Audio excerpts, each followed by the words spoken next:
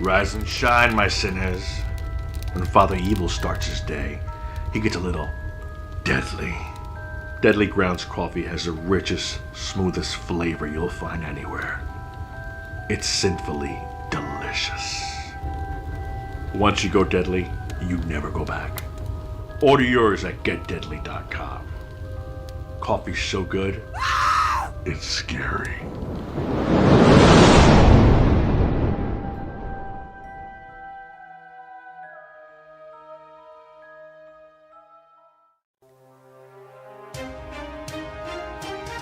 The Dorkening and all affiliated shows are not intended for anyone under the age of 18.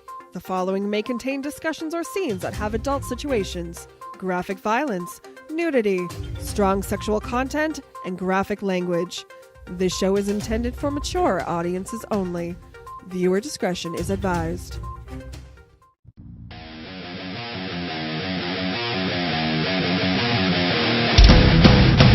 Your book of life will buy you a mild accepting. My free mind will keep me from under your spell. And when we die, you'll be another angel in heaven. But me, I'll be a fucking legend in hell. Your book of life will buy you a mild accepting. My free mind will keep me from under your spell. And when we Rise and shine, my sinners. When Father Evil starts his day, he gets a little deadly. Deadly Grounds coffee has the richest, smoothest flavor you'll find anywhere. It's sinfully delicious. Once you go deadly, you never go back. Order yours at getdeadly.com. Coffee's so good, it's scary.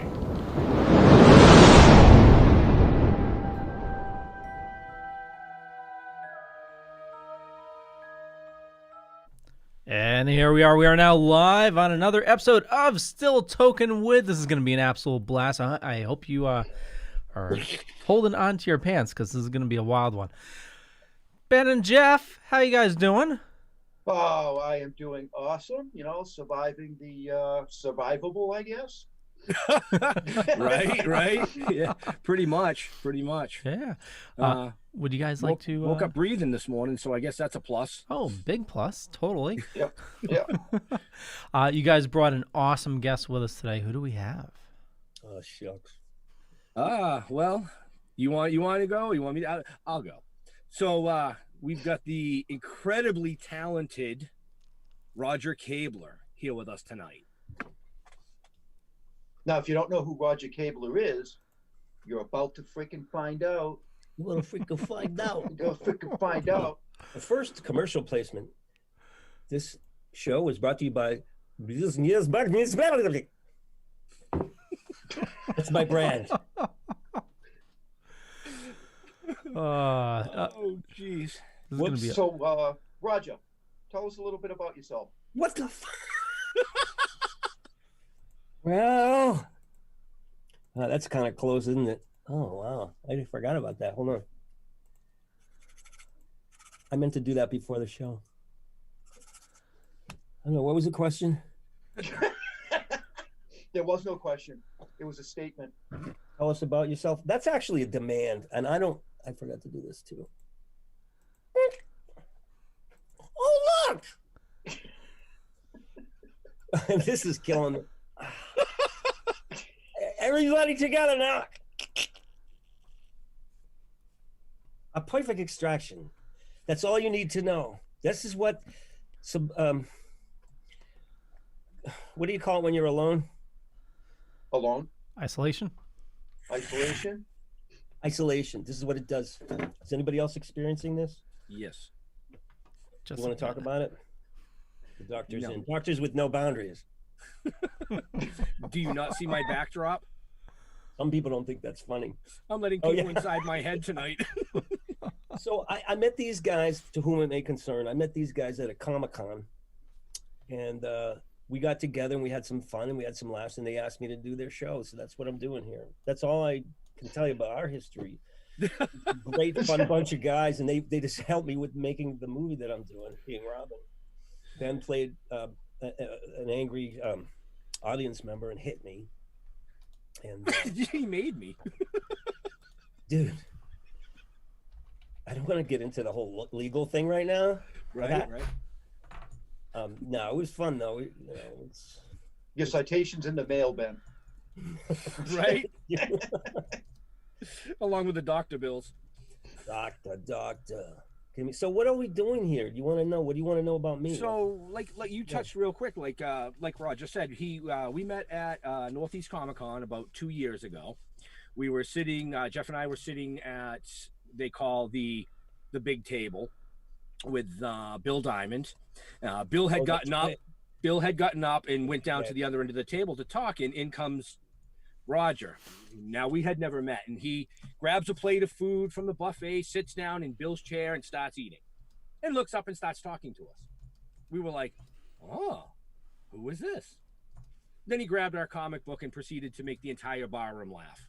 That was fun. It's a great book, by the way. It's very, very good. Oh, we appreciate that. Thanks for letting me improvise too and throw in my own. That was the whole thing. I mean, it was funnier. Well, I don't know. I look at the tape and I'm wondering what the hell we were doing. Like a bunch of kids in high school doing droodles or something. We were having fun, is what we were doing. It was great fun, and that's what we're doing here, right? Exactly. I mean, this is why we have to do this. Because first of all, without the circumstance now, we are in a position to decide if we're living in a comedy or a tragedy, and it makes life a hell of a lot easier if you make a decision to be happy and laugh and spread that around. Because yikes! What was yikes? I heard a noise.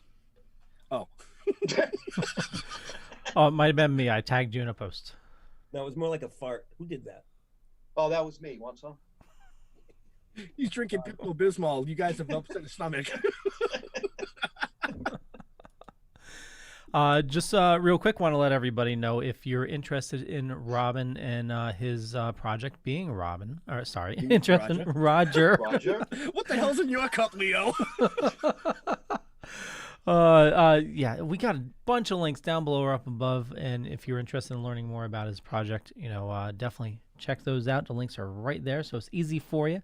And yeah, there we go. Now a word from Mr. Happy. Hi, do you know me? I'm sorry. It's the Loch Ness penis. Oh. We're not really doing that here, are we? I'm sorry. Did you have a question? I was gonna say to Leo, I'm seeing things in the feed. I didn't know if we had any comments or anything. He's not funny. Get rid of him. Darren Stephen Miller says, "Hey bosses, hey Roger." Hi, Darren. Michelle says, "Hi Roger, how are you?" Hi, Michelle. Good. How are you? Good to see you. Dr. You Amy. okay? Everybody okay? You okay? Orange whip. Orange whip. Darren says, Dr. Amy can check that prostate for you, and that's okay. I got it. It's not just a sex toy; it's a pipe. I forgot I had my bag of cheese. Bag of cheese. When I was in high school, all I did was entertain people that were tripping on acid and weed by doing stupid shit. And now he entertains adults that are tripping on acid and doing weed by doing stupid shit. One thing I do in my act is I do Robin getting stoned and being in high school. And the teacher, he's so stoned. He's so stoned. The teacher sounds like the Charlie Brown teacher. No, I haven't been smoking marijuana. What did she say? I did the 3 tabs of acid, though. Can I go to the nurse? I was going to be funnier, but the cheese got started rattling around in my throat. And you shouldn't do comedy while you're eating. That's funny. Now I have stuff on my... Oh, that's the milk of Mag. Michelle says it's smoking weed, not doing weed. Oh my God. Are you like a drug expert? Really? Well, she is my wife. Oh, Michelle. Hi, Michelle. I didn't know. I didn't know who you were. Okay. It's okay. Make fun of her. I'm sorry. I'm not a good drug addict. Where are my drugs? I told you, if you're going to put your chest up to the camera, show me your nipples. No. This is free. I'm not doing anything for no money. Start a foundation, start a telethon, and we'll do a show and telethon. You know what I'm saying? Nipples are us. Nipples are us. And men have nipples too. Yes. Don't you hate it when you get really overweight and you start feeling your boobs jiggle in the car, guys? That's not what jiggles in my car. I'm gaining weight. I've been the Easter candy and I have a thing. Yes. How come Passover doesn't have peeps? Anybody wonder about that? Wouldn't that be cool if they had like the 12 peep plague pack for Passover? You got like boils and frogs. The boils have like a thing in the middle, like a liquid, and then the firstborn, which is like a little pink. All right. Leo, did you have something to say? I saw you go. No, well, I was just saying also in the chat room, Angela Bergeron says, hey. William Pace says, hey, you fart tokers. Angela says, hey, Roger Kabler. William Pace says, Sergio says, hi. William says he's always alone. He's staring. William. You had to stare a little closer with his glass. Do you need new glasses now, Leo? You were like... right up. Can I see some of these people? Are they there? They're out there. Yeah. Where are the others? What have you done with them? Tim. I can't breathe. I can't move my arm. You know who that is? Who? Donald Pleasance. Remember Donald Pleasance? I felt something was an absolute evil. Nobody does Donald Pleasance. So, before we get too far into what you've got going on right now, which is the film Being Robin. Oh yeah. Tell our viewers a little bit about maybe some of your past endeavors, ones that you would like to talk about, if there's any. I want to talk to my lawyer. Can you come over for a second? really say anything about the past. There's still some pending things. You can leave the unicorn bit out of it. Oh, the unicorn bit. Yeah, I had to break up with the unicorn. There's a lot there, but the present is much more interesting. And by the way, I didn't mean to do when I'm nervous, I just do fart jokes and stuff with no class at all. And it's just my being Jewish and nervous it manifests itself in disgusting. I didn't mean to do that on your show, so I apologize. Oh, don't apologize. This is a non-apologetic show. By the end, we're gonna change your freaking tune. I highly doubt that. Hey, I went to London, right? And I met with Prince Charles, and I said, "Yo, Prince Charles, let me ask you something. Your mother, does she sleep in a queen-size bed or what?"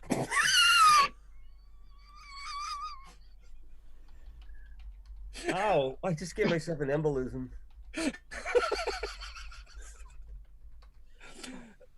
Too much. Did you have a question? Oh, I was.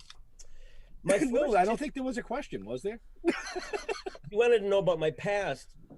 Well, you've been in the industry for a very long time, and I mean, just meeting you 2 years ago, didn't realize some of the accomplishments that you actually had in your credentials, some really cool stuff, You mean like junkie, thief? Hey. Oh, this TV stuff. Oh, yes, TV stuff. Yes. See, I told you not to go there, but yeah, I did a lot. I did actually quite a bit. Junkie thief is kind of a joke, but not really, because Hollywood turns out some pretty weird things, and I'm one of them. Actually, we had a great run for a while. I've been an actor most of my life, and I started doing stand-up when I was 18. The first time I did a show, somebody had an epileptic fit in the front row.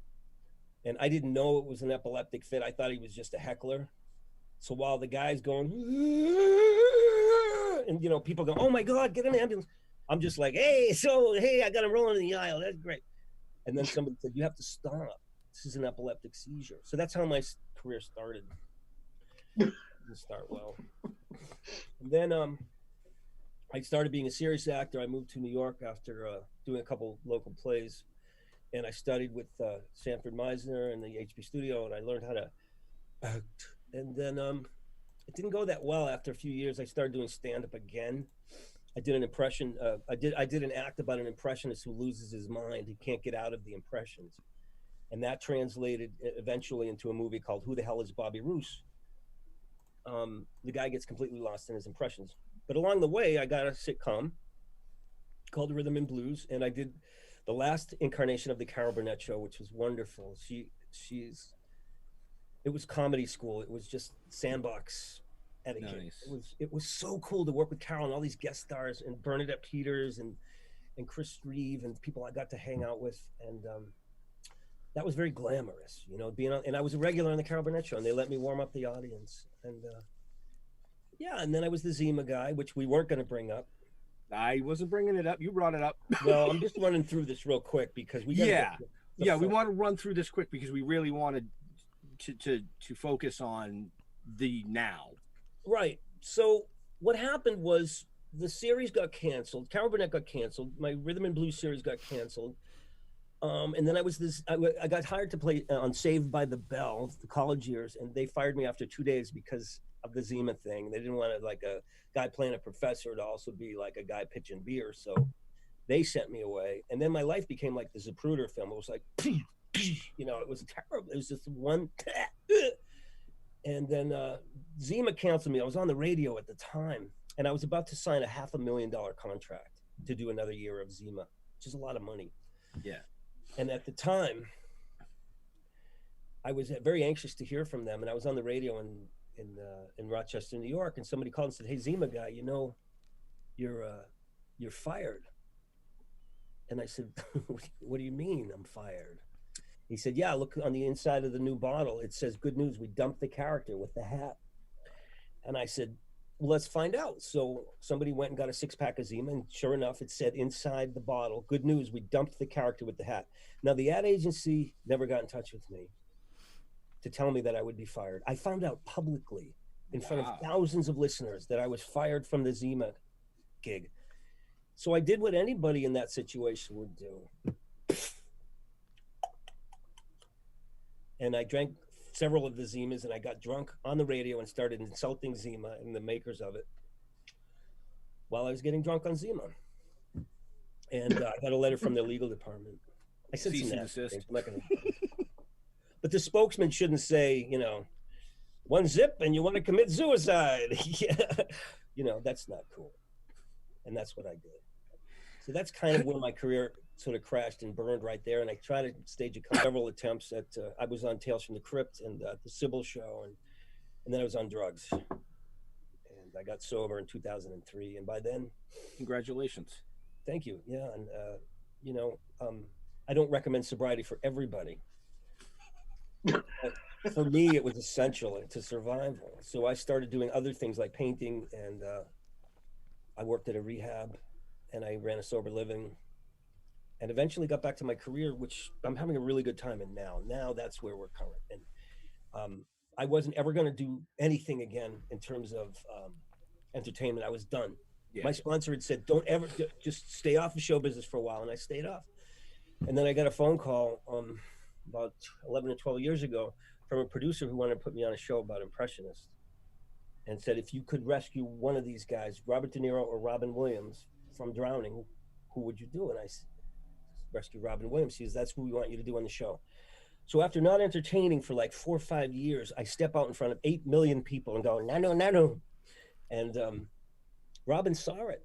And he liked it. So that's, I believe, why we're in this situation we're in now, because when push come to shove, he started haunting my ass and said, I want to go back to work. And that's kind of what we're doing here, you know? Yeah. So now you actually were in another film back in, was it 2019, called Saving Robin Williams.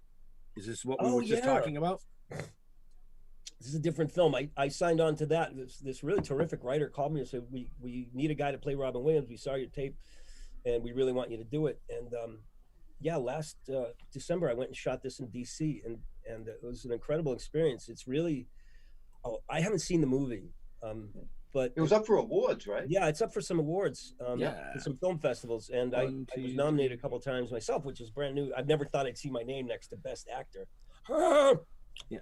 Okay, dog. Yeah, I count 5 nominations in 4 different categories of awards. You've done your homework, Charlie. Well, hey, Awesome, somebody that's had cool. to. It was an interesting experience. And can I share a story about that? Absolutely. I went into it with a total commitment because they paid me enough money for me to really take the time and do it and put all my other work aside. And I had to learn 25 pages of dialogue. It's a short film. And it's about the last half hour of Robin's life and a man who tries to rescue him.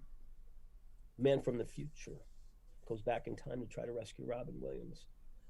He's a professor. He's a brilliant professor, played by Lawrence Whitener, who wrote the film. And I was very committed to this. I wanted to bring a lot of humor and compassion and understanding. But I was nervous because on the second day, we had to shoot a very difficult emotional scene where I'm being Robin and I'm having a family thing. And it calls for extreme emotion. And I'm sitting in the makeup chair, and these people are working on me to get me in the makeup and hair, and they've got music going, and they're like, yeah, and I'm like, I'm just trying to get ready for my job here. I'm trying to just focus. Can you please? And then I just stopped, and I said, what would Robin do? And all of a sudden, the whole thing turned around, and I was Robin looking at these 2 makeup artists as if they were angels preparing me for my trip. And all of a sudden, I got it. And I know this is kind of heavy for a comedy show, but what happened to me, the transformation of going from this asshole actor into how Robin would see these 2 makeup people who were preparing him to go on his journey to the hereafter. And I started touching them and understanding what it took to be this. And it was beautiful. And then I walked out and I said, okay, I'm ready. And they filmed it. And I've never been, as an actor, so emotionally full. And I've never cried on camera, but that's the process, you know. That's what it did for me. That's the beauty of Robin Williams. He just got to me. He showed me a better way than to be an angry actor who, you know, was trying to swat away these people, because they were wonderful. And I've dragged you all down now, haven't I? Let's have a coffee break. Give us a quick overview of being Robin and what that story is about. So that's my movie, and it's based on my life. I was, like I said, I was just painting pictures when Robin passed in 2014. I had just moved back to Massachusetts, and his death hit me in a funny way because I was so busy trying to stay afloat financially. His death hit me in a funny way. I read about it on Facebook. I'm like, what? Robin Williams, what? And then I called a couple of people, and they said, yeah, he just died. And didn't really hit me, but people were asking me on Facebook, are you okay, man? You okay? Because I've been doing impressions of him forever, since I was 17. And I said, yeah, I'm fine. And 2 weeks later, people were asking me, you going to do a tribute? And I'm like, no, I'm just painting. I'm never going to be in show business again. And then I go into the bathroom one night, and I look in the mirror, and I made a face, you know? And all of a sudden I saw Robin right there, and I felt him, and he went right through me and showed me what his experience was to be Robin Williams at this really terrifying moment of his life. And I was possessed for about 5 minutes, so it seemed. And I was crying on my girlfriend's shoulder. Oh, yeah. And I just felt him going through me. And all of a sudden my arms felt more hairy, and everything was sort of like this.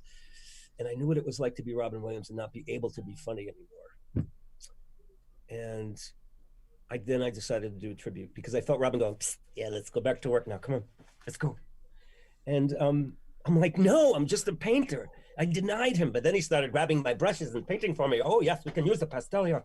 And then he grabbed my girlfriend. Hello! And then it was like, so out. I threw him out. He couldn't stay and haunt me this way. And then later, like a day later, it occurred to me, like, who am I to deny Robin Williams? If it's true, and he's asking me to go back to work and help him finish his work here on Earth, whatever that is, who am I to say it's not real and to say no? So I called my manager and I said, yeah, okay, we'll do a tribute. And a couple months later, we were in a casino in California, in front of 600 people, back to work. And that's how the tour started. And then I thought, I want to do this on Broadway. I want to take this to another level. And then I thought, no, this is a movie. So I started writing a movie about my experiences building a show based on feeling haunted by Robin and him very present in my life, you know? And one of the things was, you know, I was walking in the woods and before I even started the tribute, and out of my mouth, for no, just like Tourette's, just came, I miss my kids. And I was like, I'm so haunted. I don't know what to do. So I decided to let Robin go back to work and bring this joy that he brings to people. And now we're doing, like, you know, performing arts centers and theaters all over America. And I'm going off Broadway when America opens back up, because America's a ghost country right now. And I'll wait. I'm doing paintings again. You were going to say ghost town, weren't you? No, it's a ghost country. Ghost country. Yes, I drove from Florida. We're getting a little haunted now. We got a trailer Florida all the way to Massachusetts in 2 days, and very few people on the road. So I'm just like, yeah, my dick out. Let's party.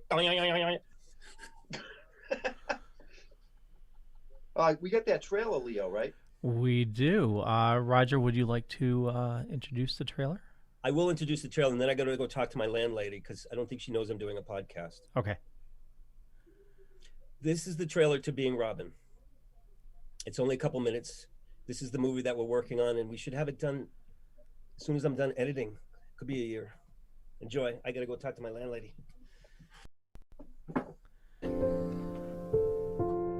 When the world lost a beloved comedian, it was hit hard. Oliver was hit very differently. Good morning. Hey! Oh, that's pretty, dear. Oliver thought that perhaps he was losing his mind. That's okay. What the? Ask him what he wants. I can work here. We can rehearse here. We can get crazy. Yes, come on. Coming soon. What's up, my brother from a broken rubber? How you doing? Okay. That's not funny. Did I ever tell you about Tanya Harding? Yes. Didn't she put the limp in the Olympics? Thank you. It's like flying. Some people say it's miraculous. So incredible. Thank like you. you're just Singing in the rain. Wow. Thank you. Some people claim they could actually feel Robin's presence in the We room. must join hands and then close our eyes.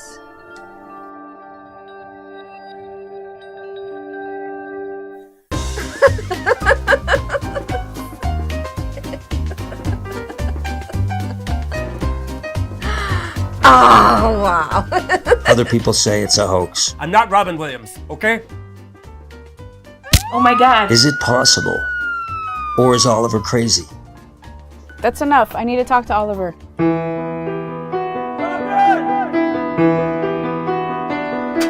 I love you!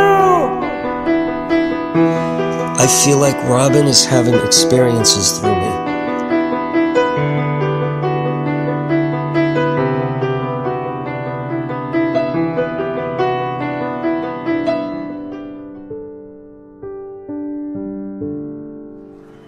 Hello, India.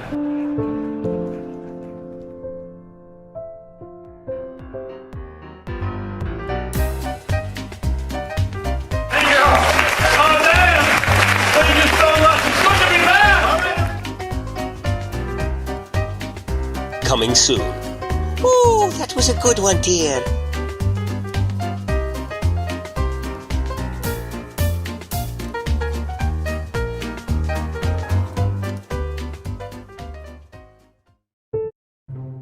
Everyone thinks because you're a zombie, you don't know good coffee.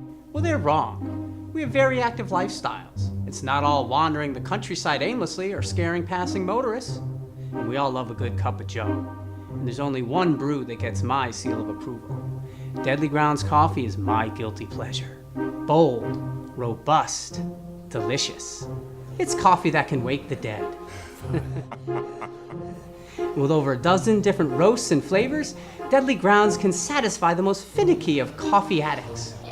The aroma is so intoxicating. It brings all of my neighbors out of the woodwork. Deadly Grounds coffee. Coffee to die for and zombie approved. It's good to get a little deadly.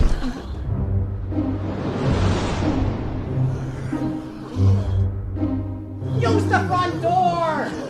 Oh, they're so disgusting. And there we are. We are now back. And I also threw an ad in there for Deadly Grounds coffee. We need a little buffer time. As you know, now is the time that you need to support local artists and businesses. And Deadly Grounds, they're a local roaster here in Connecticut. And they actually became our sponsor because I was buying too much damn coffee from them. The absolute best coffee you'll ever have. Death by Chocolate is my absolute favorite. Some nice smooth coffee. It doesn't give you like a bitter aftertaste. They have a ton of different flavors, and even if you don't like flavored, there's like decaf. If you like strong coffee, they have stronger coffee. But I've switched over to only drinking Deadly Grounds. That's the only coffee I drink. And there we go. I'm done with my spiel. So I got a quick question for you though, Leo. Yeah. You ordered about 13 bags. How many do you have left? I think I have 6 bags left. Okay. Yeah, and it's only been about a month. So yeah. Yeah. So, anyways, like Leo said, we're back. Enough about Deadly Grounds. Enough about coffee. No, their coffee is actually really good. I'm going to give them a quick plug too because I've had a few bags of it. I still have a very, very little bit left. It's got my name on it, so everybody in the house knows. Don't fucking touch it. Period. By the way, I just want to say this since we're back, and I didn't realize there were like 7,000 people watching this.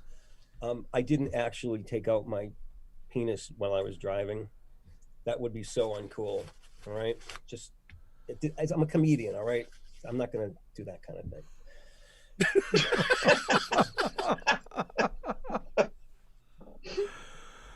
thing. Sheila Duff says Roger Kabler, sorry, I thought I had something else there. No, she gave him 5 stars. Yeah. No, for what?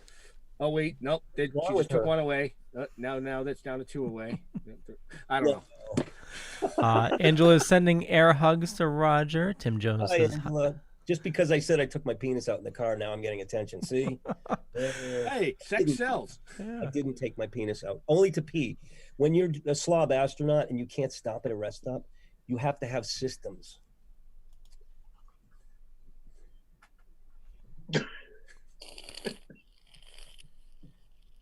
Oh no! Oh. Well, at least it was a big mouth bottle. Folks, that's mine. I'm losing stars left and right now. It's very human. You can't. If you're traveling across America, you cannot stop and go inside anything. You go inside your car. I wear a diaper. You said that like a true Bostonian. I wear a diaper.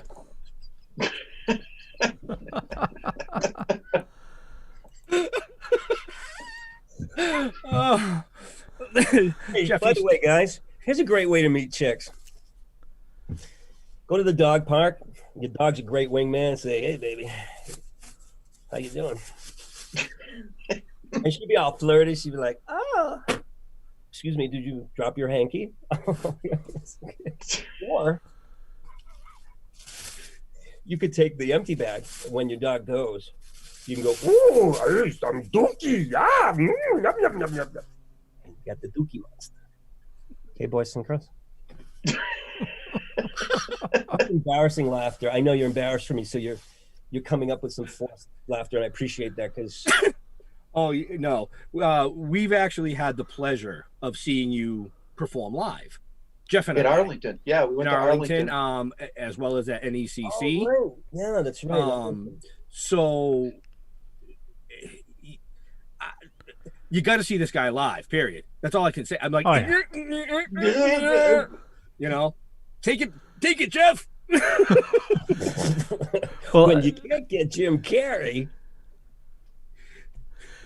I was going to say, I saw you at. Very sane person. I have a normal life, but being cooped up here with me is a lot. My girlfriend says that I'm growing a alfalfro. Do you think? Wendy, I'm not gonna hurt you. Oh man. What were you gonna say, Leo? Well, actually, before that, Tracy Parker says, hi, guys. Laura Potter's in the chat room. Angela says, I was sending air hugs for when you were talking about seeing Robin. But if sex makes you feel better, and she leaves it off there. Tori Pritchard's joined. Jack Shipley's in the house as well. Derek Rook, David Stridge, Tony Papilia, Wesley Alley, and Christy Lynn Sadowski. Hey, Christy Lynn, William Pace, Tom Morris Jr., Daniel John as well. A bunch of people in the chat room. So if you have questions, please feel free to post them. I'm keeping an eye on both YouTubes, both Facebooks.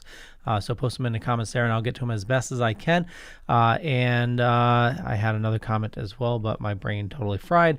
But I just have to say, I saw you at Northeast Comic-Con, and, you know, you were performing, you know, actually right in the crowd there, and it was just amazing how you embody Robin Williams. I mean, it was just, and then hearing about your tribute, it's just amazing what you do. And I agree with you guys. You got to see him live. You know, if you're a Robin Williams fan, and who's not, you know, except Kevin. I know Kevin's not. But that's why he's not on the show. Yeah. Love you, Kevin. Yeah. I'm a huge Robin Williams fan as myself, and just, you know, seeing what you're doing, it really touched me, and you know, I absolutely love what you're doing.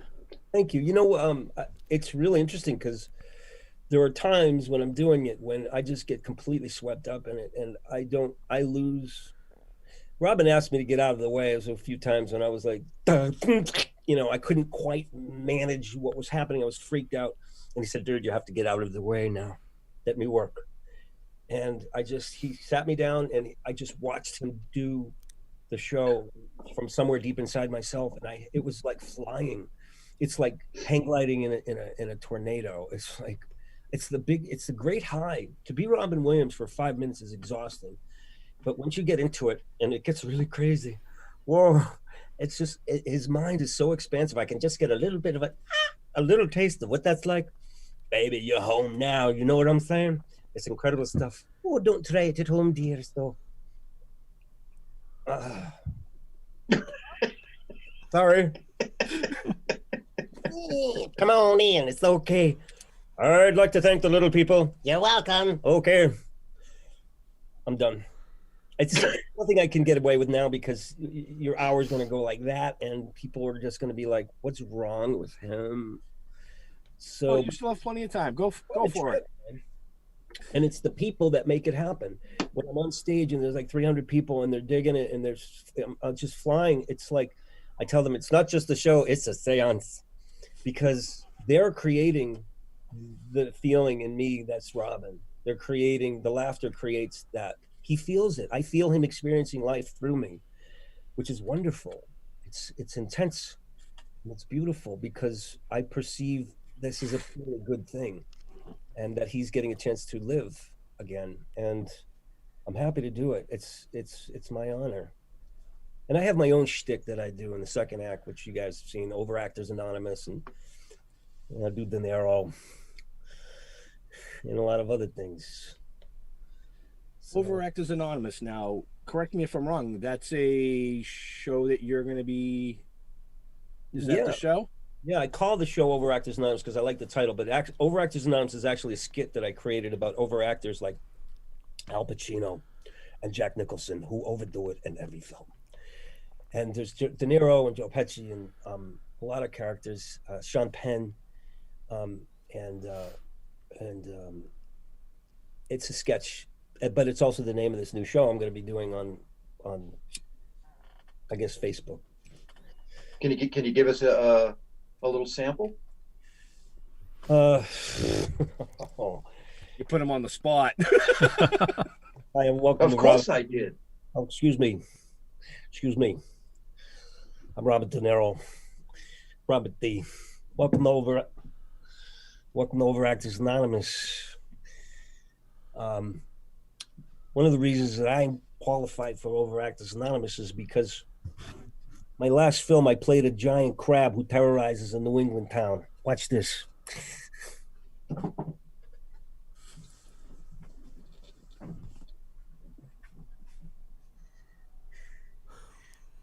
So you coming? Huh? Faster than you. Fuck you. Look it, I'm eating. I'm gonna make a meal out of you.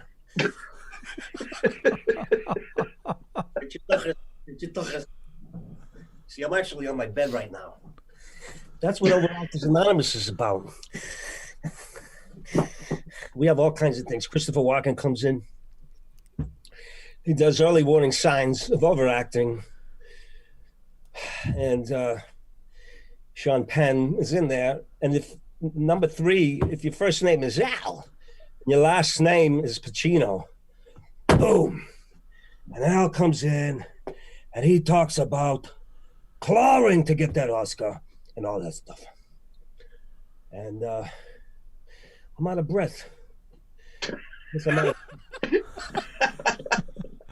Well, actually, Laura Potter says, that's awesome. I can see that would be exhausting. It's fun. It's exhausting. I do a lot of different characters. And, boy, I guess I get it in shape. But I was actually, about Christopher Walken, I was the first guy to do it on TV in public.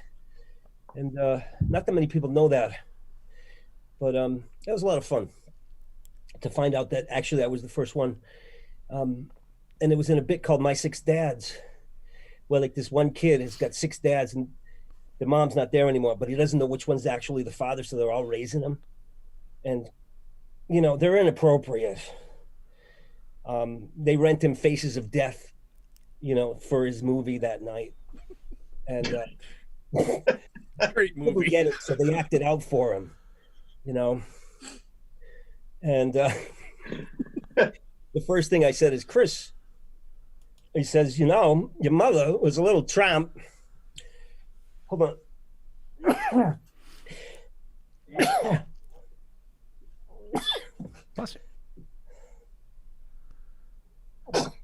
Now I've got your attention. Thank you. He says, you know, your mother was a little tramp. You mean like a loose woman? No. She wore a mustache. She was funny, like Charlie Chaplin. What the hell is the dust in here? It ruined my punchline. Anyway, Faces of Death charades. I'm not going to get into it now. It was a mistake to do it on live TV. I did it on MTV. I think. Do you guys want to talk amongst yourselves for a minute? You're just going to be fascinated with me. Totally. So in the comments, Kelly Roy says, "I can couch for that." Vouch. I can couch for that. Really? He says, Welcome to Hollywood. Okay. Stacy says, "Hi, tuning in now." Adam Souza says, "Naming some greats." Johnny C is in the house as well, looking good, fellas. Hey, Johnny. Tim Jones, big influence when I was doing improv comedy. Oh, Tim Jones did improv as well. He does the Sour Grapes comic. Sour Grapes. Yeah. And Mark Matheson joined as well. Thank you guys. Hey, by the way, thank you all for tuning in and allowing me to display this nonsense. Well, the world needs laughter. Yeah, this is it. Right now, more so than ever. Well, one of the things about Robin was he was totally unafraid. And I like that about him. I'm very actually timid and shy, but when I put that suit on, there's some things I shouldn't repeat here, but he's very, very bold and brave. And you just got to stop editing and allow the comedy to flow. And we do need that. We need to be able to see things in a funny light, more than ever, but always. Yeah. And also there are times to be serious, but not right now. This portion of the show is brought to you by Matzah.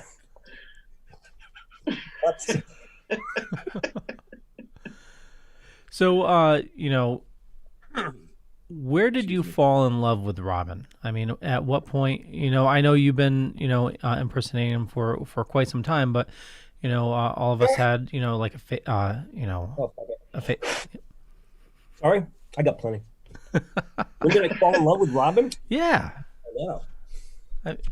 When I was 17, this man's eating and blowing his nose at the same time. And doing a podcast. Oh yeah, I forgot about that.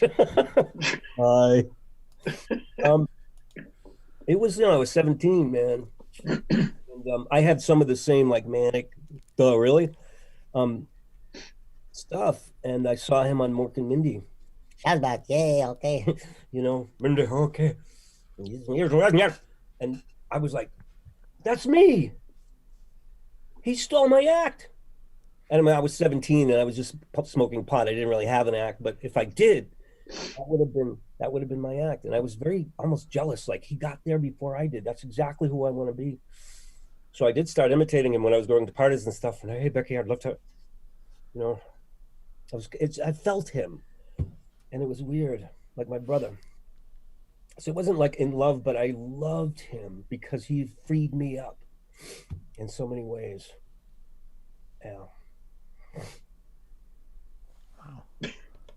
And that was the pin. It's not always a joke, man. No, not always. Sometimes it's always a joke.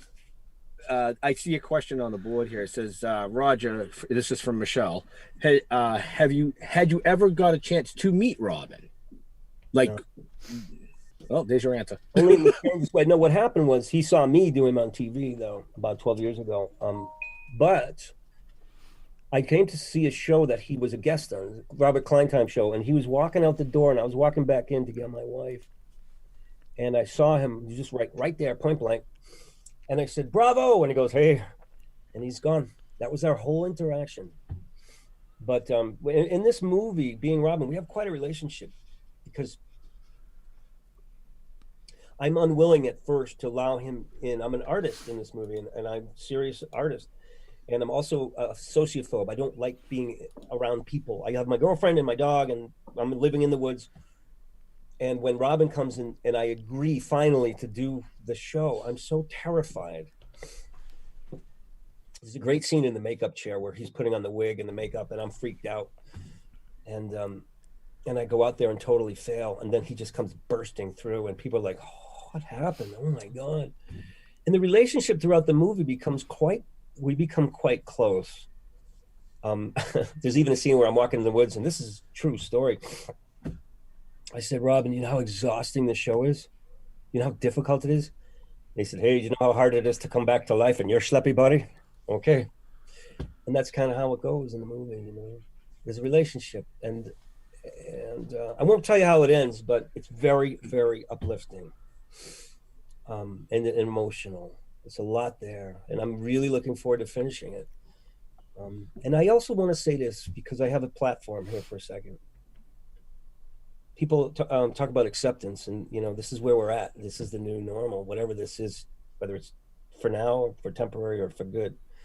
It's really about adapting, and people are getting brilliant, creative ideas about how to communicate, how to still be with other people, how to still work. And maybe we're stepping out of the rat race and into the human race. That's it. I like that view. Yeah. Good point. Yeah. I have nothing else to say. I want everybody to be okay, but I also noticed the sky's bluer. It's just two sides to this coin. Yeah, they showed some pictures of L.A. You know, just like you know, before and after, and it's just like the smog level, just like apparently you can see the Himalayas from L.A. now. Wow. The Himalayas? It's really cleared up. Fuck are you smoking? See them from India, Pakistan, or wherever they are. But you know, nature's giving us a timeout, and that's. My mom's in a nursing home where they're having an outbreak right now. Ooh. Right. And I talked to her today. She's a great comic lady, and she's 85 and she's a little confused. So she said, is there some kind of virus? Mom, I'm never going to see you again, but maybe.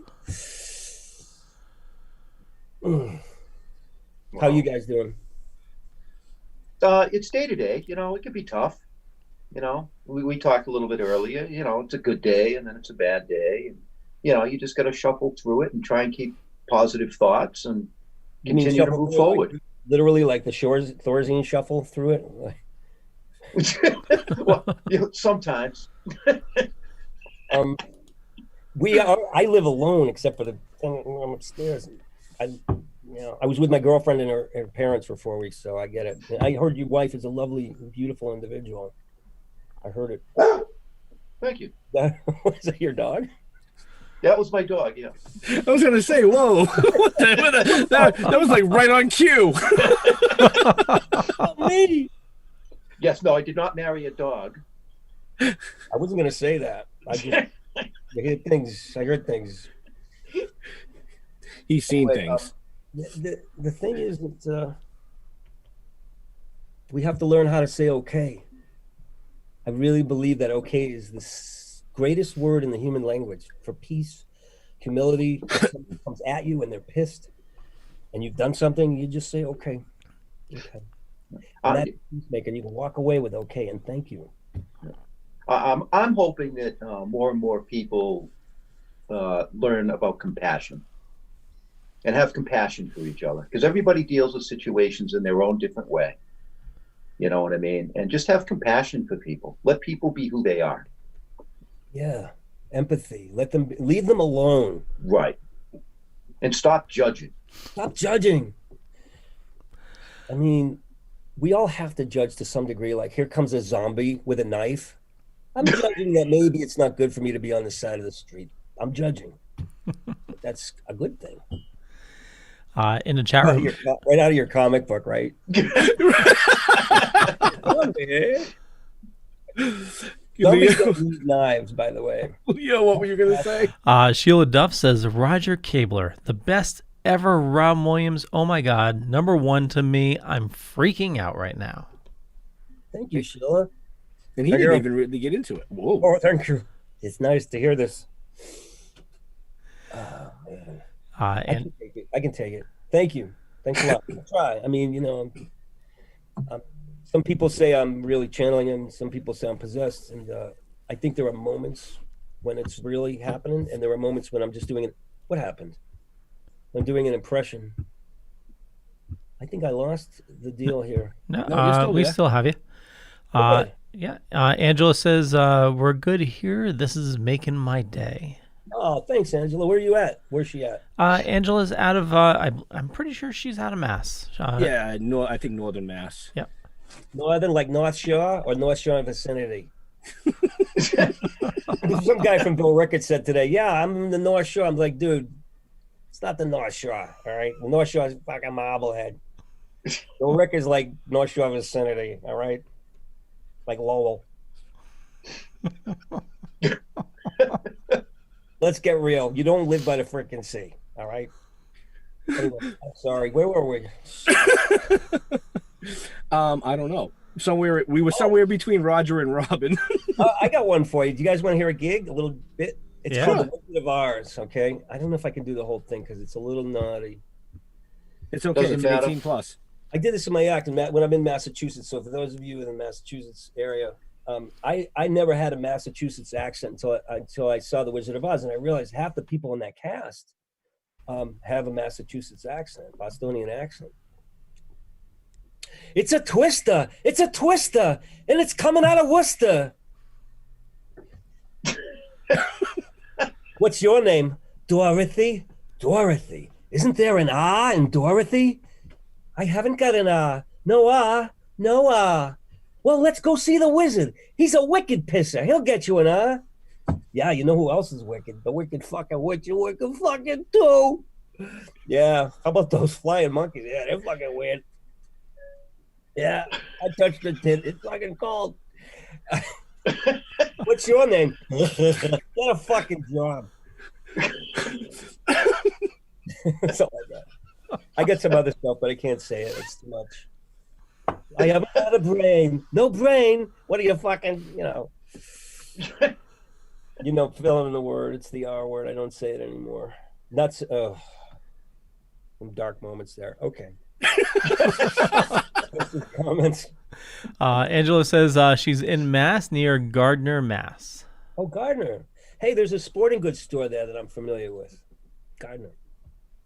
Yeah. Cool. Hey, how's everything at Gardner? You guys all right? She said, we're good here. I'm a bad guy. Duh. I'm just killing time. What else is going on? I'm just killing time. What do I do when I'm alone? I mean, honestly. Well, you're not alone. Did we talk about the event you have coming up? Oh, yeah. With other people. Look at that. Hi, people. Hey, the people. Hey, people. Other events coming up. Oh, yeah. I'm doing this thing on Facebook. It's called Overactors Anonymous. It's this Saturday at 2 Eastern, 2 p.m. You go to my Facebook page, Roger Kabler, and I'll be doing an hour of sketches, and I'm going to do a cooking show. I'm going to show you how to make spaghetti-o tacos. I'm going to kind of mukbang it a little bit on my suit, and just kind of slop it up. And whatever, it's going to be a regular show. I want to be able to reach people and to just be stupid. And I'll remember that we got to take a break from the stuff that's going on and just breathe. And, I'll be as ridiculous as you need me to be just to take you to that place of whatever, I got a new bit too. I don't know if anybody's going to like it, but it's the Boston Acromegaly Boys Choir. Acromegaly is giantism, for those of you that don't know. My son says I can't do this publicly, but I'm going to break it out. This is the premiere of the Boston Acromegaly Boys Choir. I'm newborn king to see pa-rum-pa-bum-bum, blum. I am a poor boy too, pa-rum-pa-bum-bum. Nobody's laughing. And they have sopranos too. I give my gifts to you. Pa-rum-pa-bum-bum. Hey, does that song make you feel a little gay when you hear it on Christmas time? I'm touch my penis right now. Oh, God. As long as you're not going to be playing the little Hummer boy. Oh, that's. That's because they're my therapist. Y'all didn't see that one, but Leo shut his eyes and shook his head. What are the folks at home saying? I'm glad you said it, not me. Hey, if we got one person to sit on their couch, watch this, and laugh tonight, then we did what we set out to. Let's try this. Ask them outright. If you sat on your couch and you laughed at one freaking thing that somebody did tonight, just chime in and say, I did. It would be nice to know. Otherwise, tell me what you think. If I went too far, if these guys, pushed me over the edge. They wanted me on the show. I showed up. This is what I do. They know what I do. Well, like we said at the beginning of this world needs laughter right now. And who better to give it to them than? It's not your fault. It's not your fault. It's not your fault. Stop blaming me. Leave me alone. Let's have group therapy. Who wants to be a therapist? Leo's a good therapist. Leo? No, I need a good therapist. I'm drinking it all.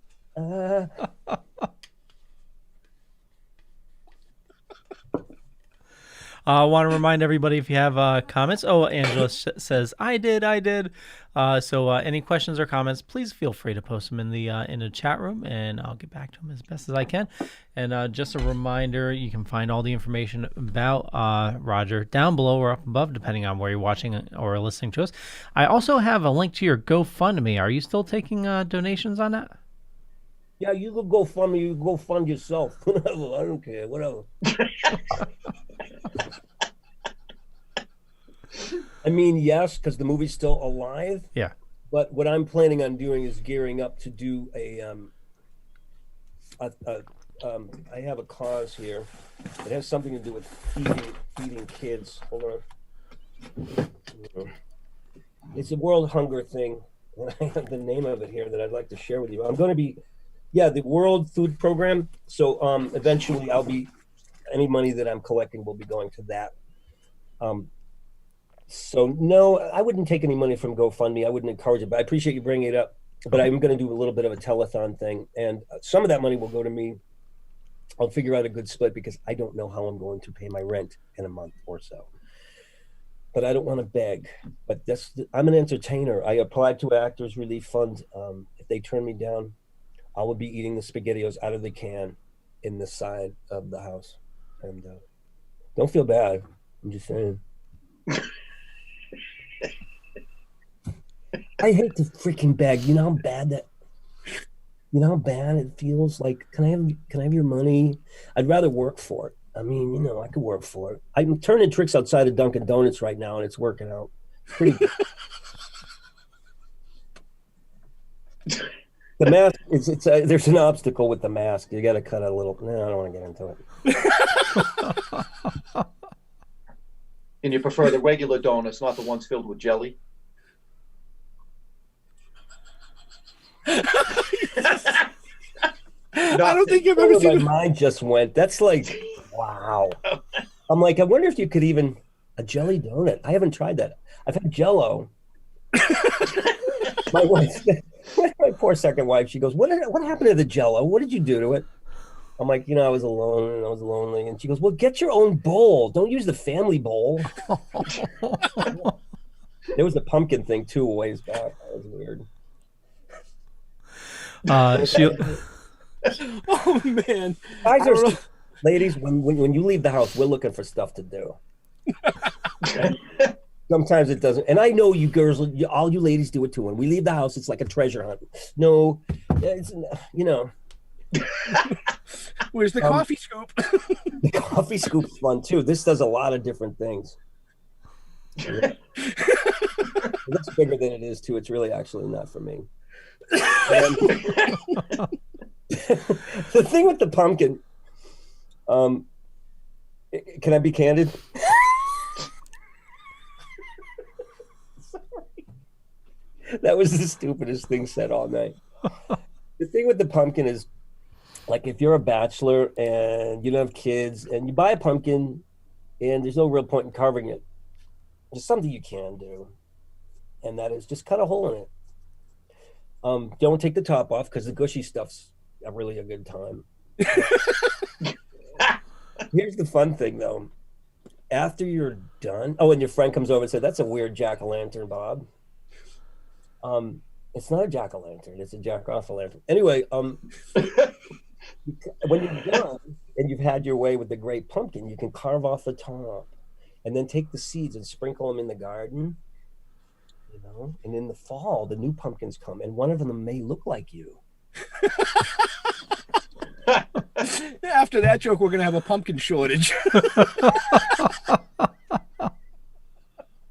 Another stolen pumpkin. Like the ones with the faces already carved in. The ones with the. I just sent you a picture of a pumpkin, Roger. Oh boy! Is that what that is? Sheila Duff, when we asked if you did laugh on your couch, she says, "I did," with a bunch of laughy faces and a heart.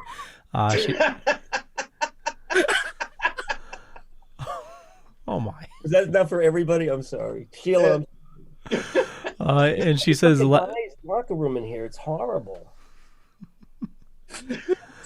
Sorry, Leo. What? No, it's fine. She also says laughter is a powerful medicine.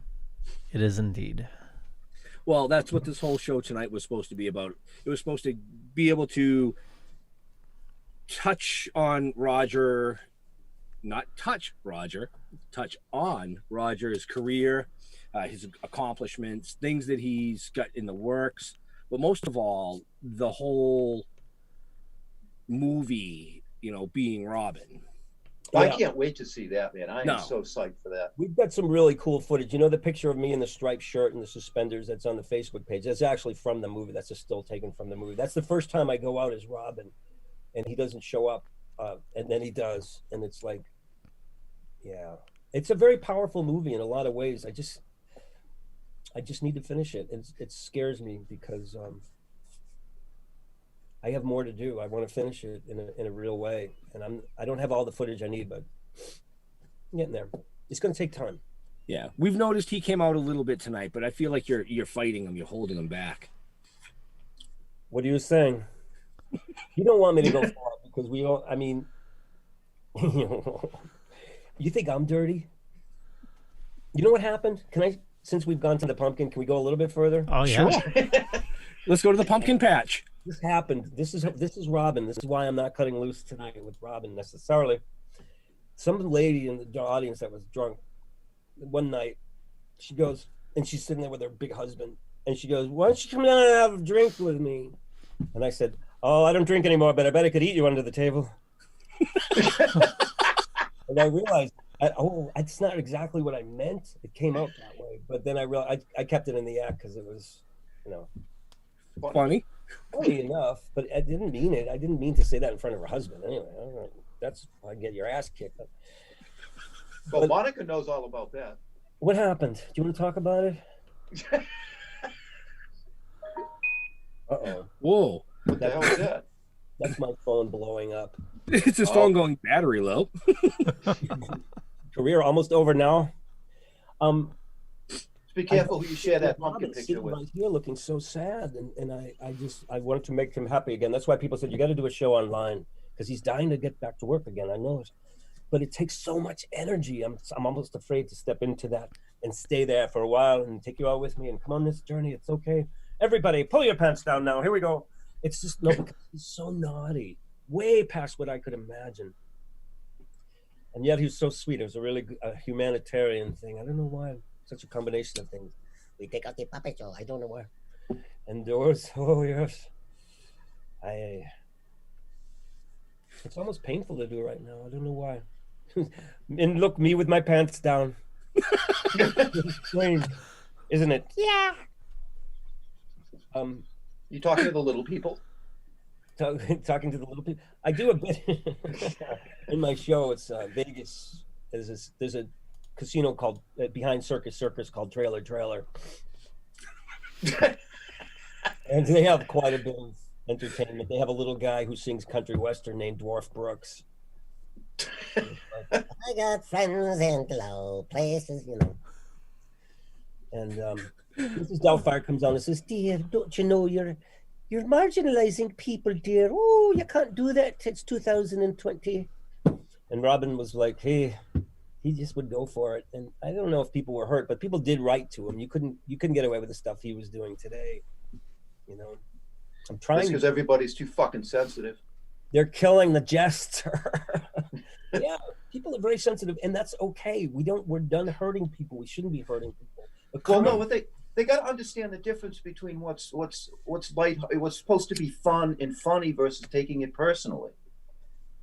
Is there anything, if you were sitting in a comedy club and somebody said something about something that you're sensitive about, that would hurt you?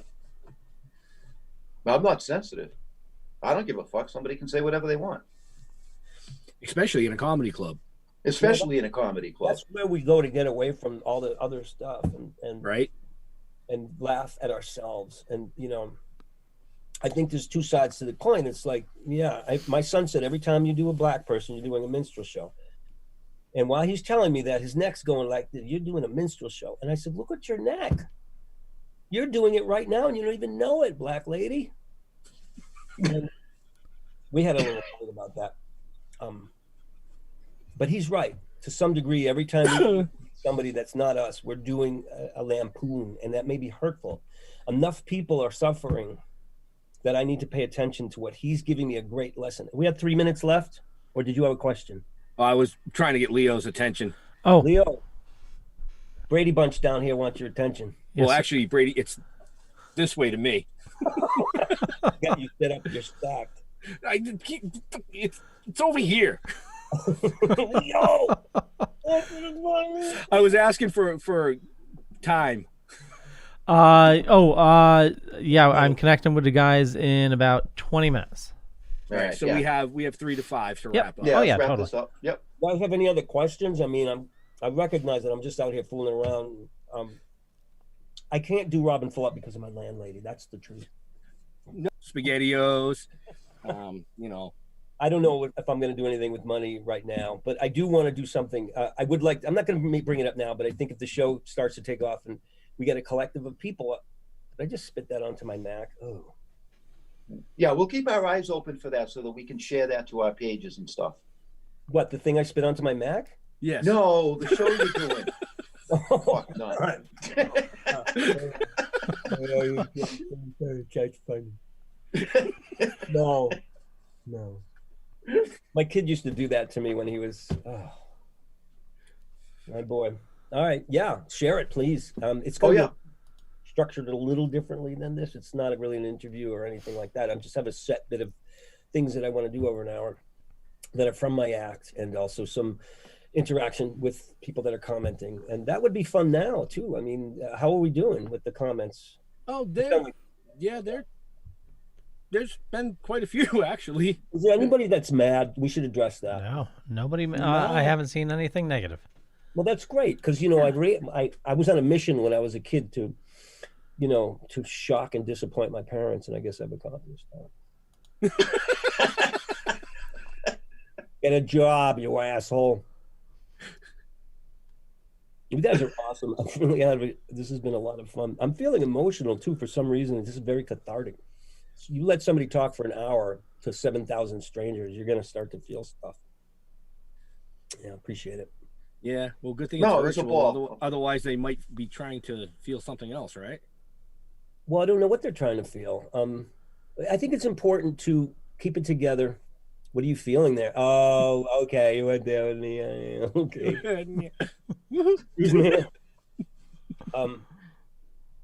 Yeah, I've been holding in my feelings for a long time, and I think it would be good to take some sort of an emotional cleanse, because I'm scared for my mom, and my girlfriend's coughing, and you know, but I just have an overall sense of faith that, you know, we are all in a lifeboat together, and just bring the love and the laughter, and that's all we need to just focus on, is surviving and adapting and sticking together. You know, this could be remarkable for the human race, despite the tragedies, which are deep, and we're all in a place of trauma and grief, and we need to balance that out with some hilarity and stupidity. I am gonna touch on that real quick. You said that your girlfriend had coughed or has a cough. Yeah. I did see the little video that you put up when you two were laying down next to each other. That was 2 weeks ago. We both had the flu. Yeah. Yeah, and I think the cough actually that she had was because of the gas that you were releasing. Yeah. She's got an infectious laugh, but we were both very sick in bed with, high fevers, and we thought we had COVIDs, and we were going to, name the show, Greetings from the Deathbed. We ended up calling it Going Viral. But what we did for ourselves was laugh at ourselves. And we put out the most unfunny videos, but we needed to do it to tell ourselves that we're still okay. And I don't know if people really got that, because I had a little wheezy thing that I was doing, and somebody said, dude, that's really sick.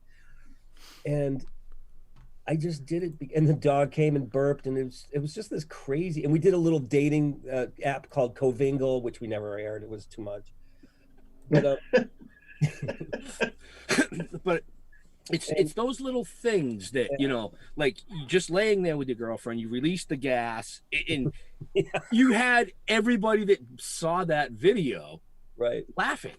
Well, it's because we came on not knowing what we were going to do, saying we're going to talk about really important stuff that really matters, and then we both paused thoughtfully and went, and it was my fart, but it looked like she did it. But she is the greatest laugh, and that got us through. And we turned out we had the flu, and we were okay. Well, we're glad to hear that. Yeah, I just thank you, and we have to just keep our sunny sides up, I guess. We'll do the best we can and be real. Absolutely. Absolutely. And so we've got to start wrapping up here because Leo has another show to produce. Yeah. So we're going to throw it back to Leo here. Okay. 8:23, really? Sorry? It's 8:23? It's 8:23. Yep. Wow. Yeah. I have to go to my AA meeting now. Oh, well. I don't know if I'm supposed to laugh at that. I just started in the room. Really? Go for it, man. No. Yeah. Hi, I'm Roger. I'm an alcoholic. Wait a minute. An hour ago, you had that thing up your butt. C'est la vie.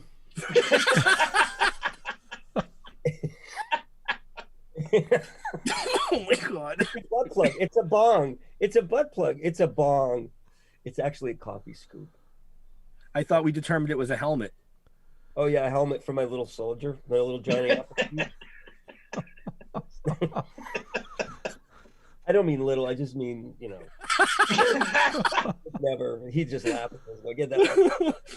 Oh man. Okay. Sorry. All right. Over to Leo. Yeah. Is that how you want to leave this?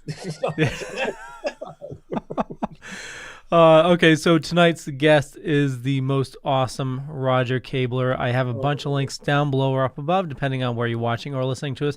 I urge you got to go, friend him on Facebook. Go check out his Twitter, his Instagram, his YouTube. Go find him on, there's a ton of videos of him on YouTube as well, and a lot of your skits. And I was watching a bunch today, and just you sir, I absolutely love everything you do, and awesome comedian. And thanks so much, Leo. I want to tell you, I have no Twitter and no Instagram. It's all Facebook and YouTube. I don't have those things. I'm not with it yet. Well, actually, that was my next question: was where you like interacting with your fans the most? So it's Facebook. It's mostly Facebook, yeah. Awesome. And if you're drunk, we could set up shit Facebook. We could really, You ever get those late night misspelled million exclamation points? That's shit Facebook. Other ones too, but we don't have time. So you heard it there first. Well, not first, but go follow him on Facebook, and all the information is down below. Thank you, Leo. Thank you, Jeff. Thank you, sir. Always, man. Just thank you, guys. All of you. Thank you. And we look forward to seeing you on Saturday at 2 p.m. Yeah, and I'll please come on and check out. See, I'm going to be in the barn, which is like 200 years old, fall down structure. So that's where we're doing it. Nice. And one thing we didn't touch on, I know we got a couple minutes. You're also a bottle collector. Oh yeah, you want to see something I found today? Hold on, Yeah. 1 second. So cool.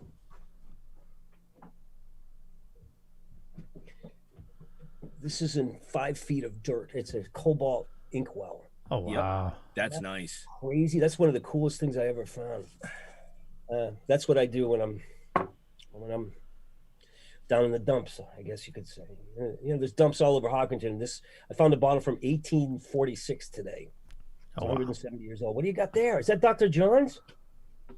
Is that a Dr. John's? No, this is a Hicks Capenine for headaches, colds, crip, etc. You got to lay off that stuff. It's good stuff, though. It's old too. That's where'd you get that?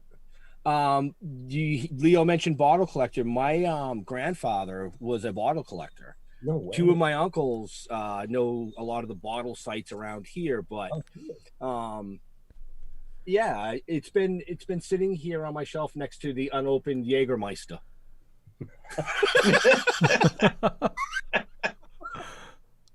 Right. Well, they're there for break for emergencies. Right. Cool. We'll have to talk more about it. That's kind of funny. My grandfather was a bottle collector too, but more of a full liquor bottle. Just real quick, I rented his house, after he passed, and there was a bunch of liquor bottles left over, and I found it was pretty old, and it had a wind-up lady in the middle of it. It was weird. Yeah, it's like a dancing lady. You wind it up, and she dances in the middle of the in the bottle. In the bottle, yeah. I've never heard of that. What godforsaken year is that from? I got it in a closet downstairs. I'll take a picture and I'll send it to you. That's cool. Yeah. That's very cool. The Lost Weekend collection. Yeah. On the next episode of Still Toking With, Roger Kabler comes back and we discuss bottles. There we go. An hour of bottles. And what you can do with them. This bottle's too big. This bottle's too small. I do love the old inkwells though, Roger. That's awesome. That's a great find with the cobalt. And I collect insulators too. If you ever see a cobalt insulator, this color, I would get in touch with it. That's the holy grail. This one's very cool because it has some patina, rainbow patina on it. Yeah, that's a nice bottle. It's very nice. It's very nice. It's a nice bottle. Pretty good. Nice. This is this. Do you hear what I said? Do you hear what I said?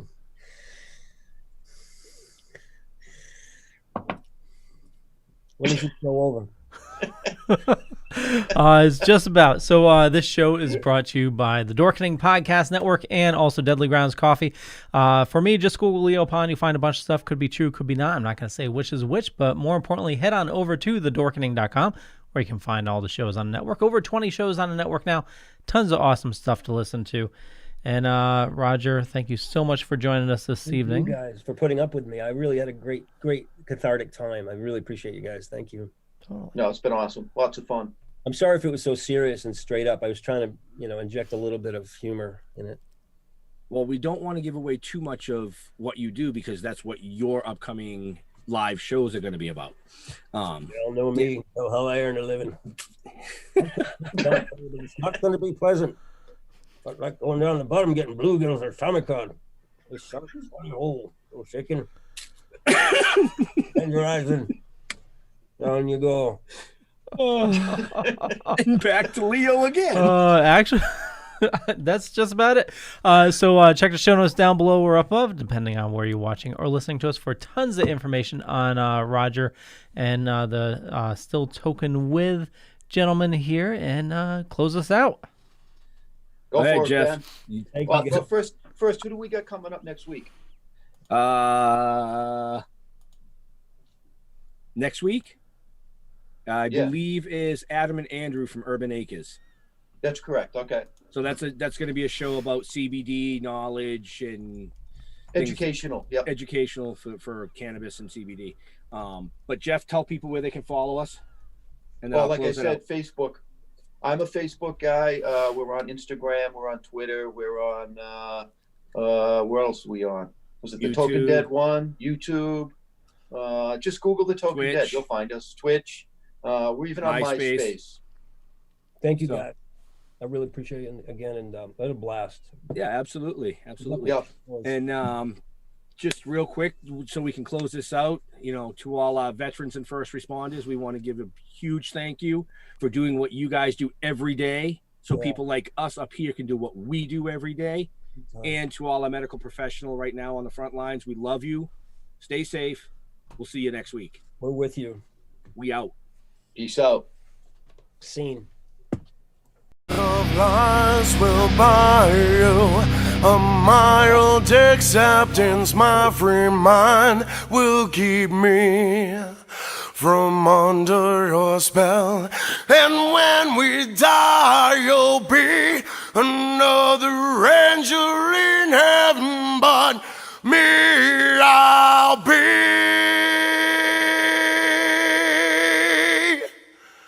a fucking legend in hell.